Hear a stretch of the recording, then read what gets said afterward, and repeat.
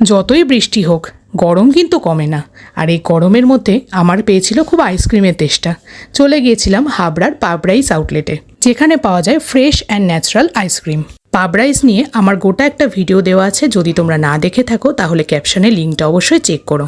এখানকার আইসক্রিমের টেস্ট তো আর নতুন করে বলার কিছু নেই, ন্যাচারাল জিনিস ন্যাচারাল টেস্টটাই পাবে।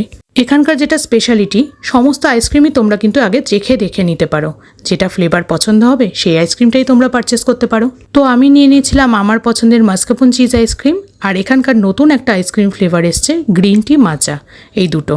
আর এখানে কিন্তু তোমরা দুবাইয়ের কুনাফা চকলেটের ফ্লেভারের আইসক্রিমও পাবে। এদের প্যাকেজিংয়ের কোয়ালিটিটাও কিন্তু দারুণ, তোমরা দূর দূরান্তে আইসক্রিম নিয়ে গেলেও কিন্তু সহসা গলবে না। তো চলো, যে দুটো ফ্লেভারের আইসক্রিম নিয়েছি সেই দুটোকে টেস্ট করে দেখা যাক কেমন খেতে। ফার্স্টে তো নিয়ে নিয়েছিলাম এখানে মাস্কারপোন চিজ আইসক্রিম। এটা আমি আগে বহুবার খেয়েছি, অসম্ভব দারুণ খেতে। টুটি ফ্রুটি আর চকো চিপস ভর্তি দেওয়া থাকে, তো এটা তো দারুণই খেতে।